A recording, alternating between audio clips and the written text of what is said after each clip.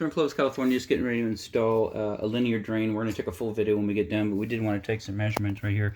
As you can see right there, 1 1/8 inch off the wall is finished tile. That was marked by the tile guy.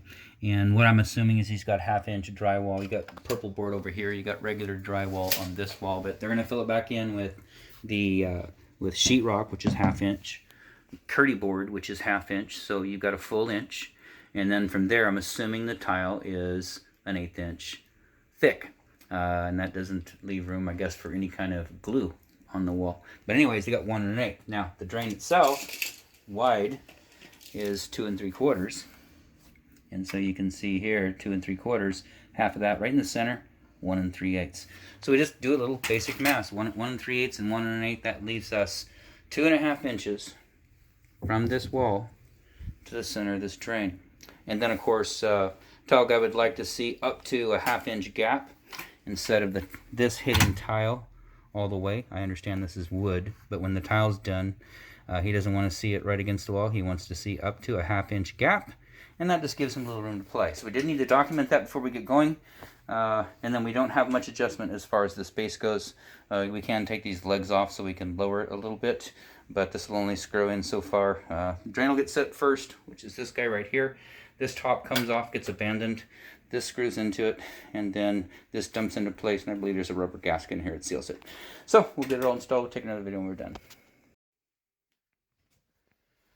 So we're in Clovis, California. We just finished installing, or actually raising up, an old tub shower valve. It's a Moen posi temp, already connected to all the PEX lines. Anyways, that was down here about 30 inches above the floor, and then it had a tub spout on it and the shower head and whatnot. So all that we did was just cut your PEX lines out. It's type B. We don't use it. We use the type A, but it's what you have installed. So we just cut that.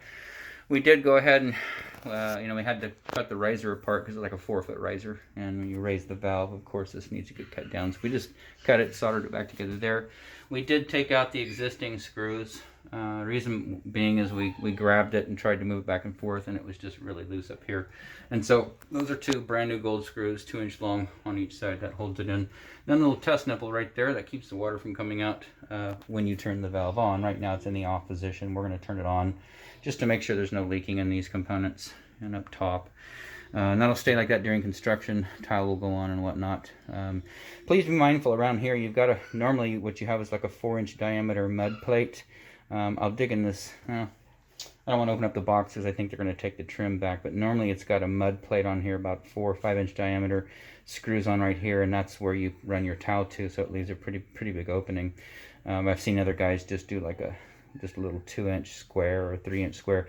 As long as you can get to these screws right here, that screw and that screw, that would be fine if you wanted to cut a square in there. But we'll see if there's a shield in that trim kit, and then we'll put it on for you. If not, it's not our valve. All we did was take the existing valve, and it's a posi temp, so that's the newest model that they make. Actually, they just came out last year with a newer model, but anyways, our proposal was to raise this up. So this is capped off now. That was the shower, so no water comes out of there. You'll turn this on, it'll just go to the spray head, and then your trim kit is up to you. Whatever you want, for a cover plate, a handle, shower arm, shower head, that all comes at finished after the tile is done, so that's good. The part that we got real fussy with here, and we kind of bugged the tile guy quite a bit because we're used to working with our tile guy, and we pretty much speak the same language, but when you work with someone new, you need to make sure that what they're saying is what you're hearing. Otherwise, ultimately, they end up paying a price, in time or material, something, and then they're not happy. And so we just talked to them quite a bit to make sure we're on the same page. So trap got moved over. First portion of the video, I'm going to attach it when we get back to the office. So I'll combine these 2 videos. But I showed you there's a mark here on the floor, 1 1/8 out. We measured it, and then of course the drain is 2 3/4 wide, so 1 3/8 to center, and so total 2 3/4, 2 and 2. Let me see, 1 1/8. I'm sorry, 1 1/8, 1 3/8, 2.5 to center. And then the tile guy recommended we give him up to a 1/2 inch before this grate hits the wall. We give him up to a 1/2 inch. I can't put it in place right now because I've got a board here supporting it to keep it level and a pipe there. But when you drop this in right here, what it's going to do, it's going to leave you. Right now, you'll see it's about inch and a half, inch and 5/8 away, which is correct because tile's going to go on the wall. Then there's going to be about a 1/2 inch gap at the back that he's going to silicone or put caulking in or grout, whatever he's going to do back there, but it leaves him room to play with this.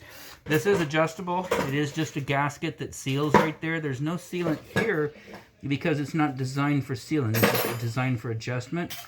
If you do take that linear drain, it's got some feet on the bottom. Bring it over here. It's got these feet right here. If you take these guys right there and just take the whole assembly off, including the nut on the bottom, you can drop this whole drain down 3/4 of an inch.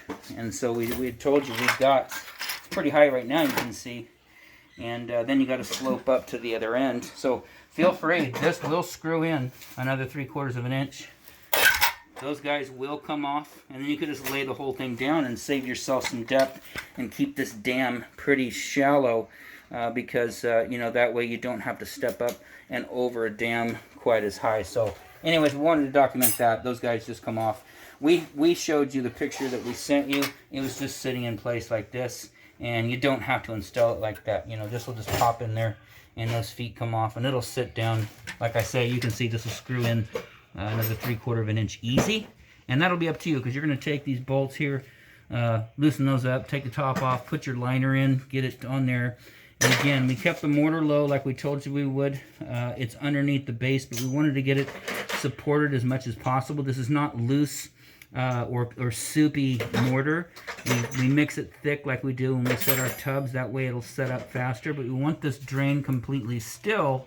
That way when you come in, you're not fussing with something that's not secured. So everything down below got sanded in up to within 3 inches of finished floor.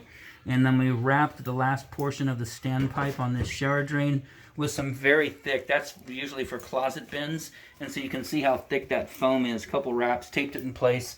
That way any water, hot water going down through there when it expands and contracts, you know, with the hot and the cold water, it's not going to do damage to the drain. So it's wrapped, and then we just mortared this portion in place. We've got a couple boards here holding it, so that board is just keeping it level. You know, from one angle, we want to make sure that it's level back and forth from front to back, and then we got a little piece of pipe right there to make sure that it stays level from side to side. Put a level on it, and that's good. So let's let it dry. We're going to put a towel over this. We're going to put a towel in it. We're going to put a towel over it, and then just don't get any debris in there. And the drain we'll leave it to the homeowner.